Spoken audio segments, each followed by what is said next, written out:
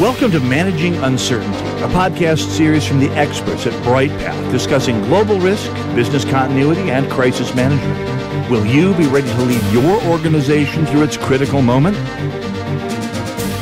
Jen, what are we doing here today? Well, first of all, welcome back to Managing Uncertainty podcast. Had a little bit of a break. Yep, a little bit. We've been a little busy with some real work. We have, but because of that, we have sort of come up with some ideas of what we want to talk about based on client needs as we've been talking through this with several of our clients. So what we decided to kind of start talking about a little bit more and maybe have a whole series on is communication.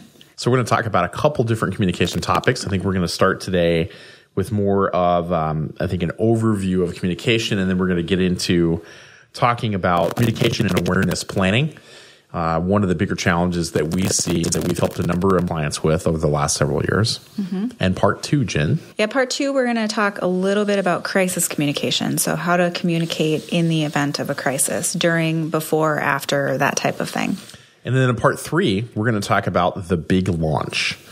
At different points in your business cycle, you'll have the opportunity to launch a new product, a new service, a new campaign, maybe it can be a new vision mission statement, a new EOC. A new team, yeah. A new team. Yeah. And so we're going to talk about how to prepare for that launch and how to use some of the communication tools that we're going to talk about in part 1 and 2 to really go out and launch that series. Yeah. Launch that, to handle that launch, I mean. Right. So I think some of the ideas around this really stemmed from just talking to some of our clients that we've been working with and understanding their needs and kind of talking through, hey, we have all of these great programs. We do all of these great things, but no one knows about it. Yeah, it happens a lot where I think we have seen numerous times, and I saw even early in my career in security that companies would, or teams would, be doing a lot of really great things and be doing a lot of great work. And absolutely nobody knew that those things were going on. Yeah. And in this world, it's all the more important that people understand and know who you are and what you're doing, because we work in crisis management and workplace violence prevention, and we need people to know who to call when things happen. And even beyond that, there's a lot of really great work being done by security and business continuity and intelligence and crisis management and EOC, yes. SOC, GSOCs and stuff around the world. We've seen it in our clients, and we see it in places that we go and benchmark. And honestly, most business leaders in those organizations usually don't even know that these things are happening. Yeah. And so what we really want to start off by talking about is, how do you kind of build this communication and awareness strategy, and why is that important? And how does that help you get visibility for the things that you're working on? Mm-hmm. Our experience has been that the more you communicate and kind of pull back the curtain a little bit, for teams that usually don't like to do that, mm-hmm. it gives that insight into the really cool work that teams are doing. That's right. Really helps them gain additional resources and influence and credibility within the organization over the long haul. Yeah. And I guess why is communication so difficult? Why is it so difficult to outline some of these initiatives? Well, I think one of the challenges is, you think about most of the folks that we've worked with throughout our careers, that they may be very good at relationships and that one-on-one kind of building things, but thinking like a communicator is just not something that most people do. Yeah. And it requires you to really, I think if you've not learned this throughout your career, I think most of us expect that other people are going to think about and consume information in the same way that we do. They're going to learn in the same way that we do. And we know is that not the case? It is not the case. And we know that folks think about things in a whole different course of ways. That's true. They do. And for some folks, comprehension is not necessarily a strong point. I think when we talk about communicating, that I think academically, that's just how I'm wired. But when I write, I have to realize that I'm writing for about an 8th grade comprehension level, mm-hmm. because that's the average in the United States. Well, and I think of some of the teams that we've been on, or teams that we've worked with in this sort of area, and many of them are very tactical in what they're doing. So they're getting the job done at the time of need. So in, for instance, crisis management, we all are good at getting what needs to be done right now. We're good at collaborating. We're good at collaborating to get that done, but especially in the after effect, we just move on to the next thing. And I think that's a lot of times the case. We just continue to move on to the next thing as our worlds are busier and busier. So we're not always good at going back and making sure that everyone understands exactly what we're doing and how we're doing it and things like that. So I definitely think that can be a struggle. And then another thing is understanding what audiences to communicate to and how. And this is a tough one because I think most of us think about the individuals that we interact with on a regular basis and we say, well, that's the audience. But, let's put this in the context of a real example. You're at a company and you're the head of crisis management and you're rolling out a new international travel safety program. For instance. Right? So you're working with iJet or ISOS or Control Risks or one of the other providers that are out there, and you're rolling this program out. So who are your audiences in this case? You've already gotten the business case approved. You already got the money, so we're past that point. You're going to start to roll this out. Who are the audiences that you're aiming for? Well, who's going to be using it? So we start with the users. Yeah. So those are people that are going to travel, probably people that travel, U.S. and internationally from there. And, of course, if you've got people based elsewhere coming to the U.S., it's foreign travel to them. So probably all of your travelers. So now you're done, right? Well, I think, too, that could be everyone because I think we have organizations that roll these programs out as a benefit to their whole company. So understanding what is in there, what benefit are they actually getting, so that user is much bigger than just, I think, the leaders that travel. It could be the general population of employees as well that this could be a benefit to, and we want them to use it because this is good stuff, right? So that's one. So you got the users, which are kind of the whole population could be. Then there's going to be at a minimum, the managers of the users, and that's going to be different communication.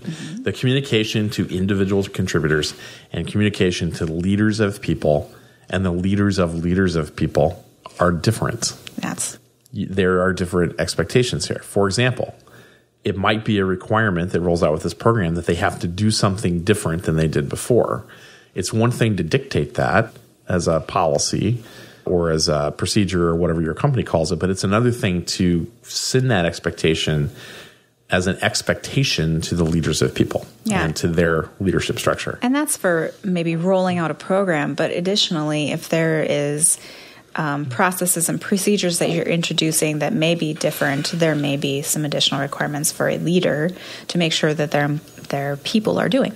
So I think of like rolling out a new training. So let's say you're going to roll out a active shooter training. Well, that training would be everyone would get that training. So everyone needs to understand the importance of doing that training. But then leaders may have a requirement to make sure their people are taking have done the training and that they're talking about it, right? Right. There might be follow-up questions. There may be speaking points for an event or a huddle or a meeting, staff meeting. Yeah.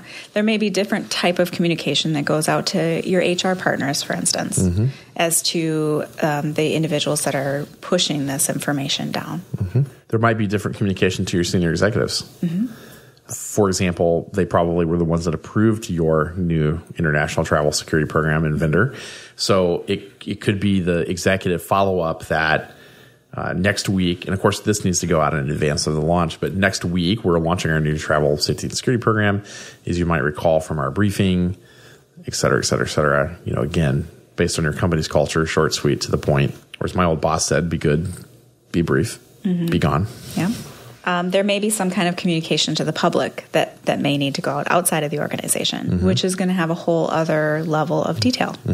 So depending on what it is that you're sharing, it may be important to also review that information with the public or even the shareholders.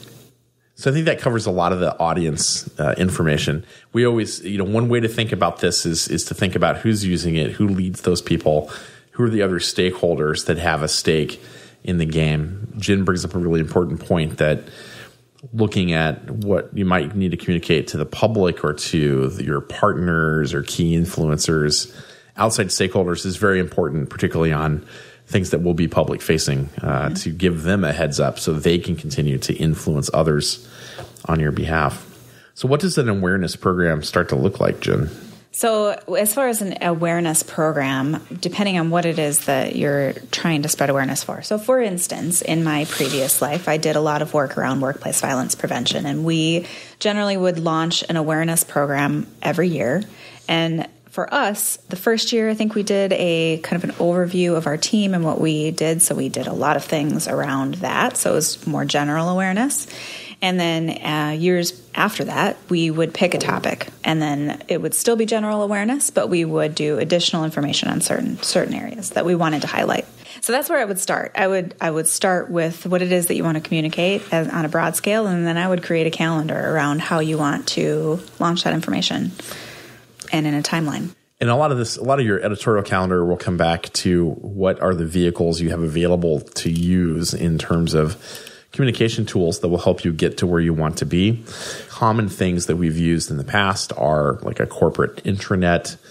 Sometimes the communications team or another internal team manages the main intranet site. Maybe you only get certain article slots there. Maybe at the same time, you might have your own site within that where you can post more frequent updates. We would encourage you to think about a cadence that makes sense for the way your company communicates and works. We have clients that post 2 or 3 things a week. We have clients that post something every week, a weekly article, or they post on a less frequent schedule. It just really depends on what your company's culture is like and what tools are available to you. Digital content's a big one. Lots of companies are now using digital display boards, like in the cafeteria, in the hallway, in the atrium, at the entrance. Mm-hmm. So find out, if you have such a thing, find out who owns it, find out how you can get your messaging in there. Posters are kind of old school, but still done a lot. Posters and column wraps and table talkers, the little things you would put on a table, like in the cafe or restaurant or in a casual seating area. Postcards, things that can be dropped off at individual desks. All kinds of desk drops, wallet cards. Yes. Particularly if you're rolling out some kind of communication strategy, a call center, a new GSOC. We put stickers on phones for emergency calls. We've put whiteboard clings on whiteboards about InfoSec, about similar topics, security topics. What are some other things we've done? I'd say blog posts are huge. Right. Your internal articles or blog posts, depending upon how your company talks about those. Yep, because that allows you to get a little bit more information and insight and background on what it is that you're talking about other than just a poster or a desktop. Right. We've had it's also important to think about what, particularly if you're doing a launch, like what might be the collateral that goes along with your awareness strategy. Hot things right now are webcam covers that stick on your laptop and slide over to cover the camera, and then you can slide it back to uncover the camera. Jen is playing with hers right now as we're recording this on her laptop. But that's a hot one. Cell phone cases and cell phone stands. You see a lot of this stuff when you go to different trade shows, pens and things like that as well, But any kind of little gadgets like that you're able to provide to your employees, I know people really like those. So those are great because you can brand them with whatever it is that you're wanting to. So if you're trying to get awareness out on your new team, for instance, that's a great way to brand it and to kind of get it in front of people. And people love that stuff. Mm-hmm. So as you build your editorial calendar, I think Jen's really talked about it. I think focus on some themes. Think about a cadence and the vehicles that make sense for you on what you're doing. I would assign dates to draft, dates to review, approval, drop dead dates you're going to post, who's going to do it. Again, you might find some internal help with your communications team, maybe able to at least consult with you on some ideas. Our view is that as much as possible, your team should write the articles. It's more authentic. It's in your own team's voice. You know the subject matter better than anyone. But again, this will just depend on how your organization approaches communication and what that process looks like. It allows people to get to know your team too. Whoever's actually doing the talking, it really helps, I think, to get the word out as to who you are and what you do if your team's voice is the one doing it. Can't emphasize enough that there has to be some thought put into making this work. You can't just build an editorial calendar of a bunch of random topics without some thought to the themes that make it stick together and what you're trying to accomplish through all of this. we would encourage you to think about, as you start creating content, how do you tie it to that bigger theme? How do you tie it to the identity of your organization or your program? There are probably internal branding guidelines you're going to have to follow because you want it to look like your company's other material, right? Even if you go to an outside designer, you want to stick to what your company has given you in terms of guidelines. Yeah, and you might want to go back to, for instance, your company policies and things like that. So as you're highlighting maybe different things that your team is doing, you can always highlight back to your company policy or certain training that's already out there that people can also review. So kind of bringing them back to the company items that already exist. So to recap our thoughts on communication awareness programs, think about your audiences, consider your themes, build an editorial calendar, understand the different vehicles that are available to you. If you have an internal PR, social media, communications team, work with them to understand branding, guidance, and expectations and what their involvement needs to be in the process. And if we can help you, we've built a number of communication awareness programs for companies. Reach out to us at contact@bryghtpath.com or give us a call at 612-235-6435. Thanks for listening to this episode of Managing Uncertainty, produced by the experts at Bryghtpath. To receive notifications of new episodes, join our newsletter at bryghtpath.com or subscribe through your favorite podcast player, such as iTunes or Google Play. Learn more about the services and trusted advice from Bryghtpath by visiting bryghtpath.com. That's BRYGHTPATH.com.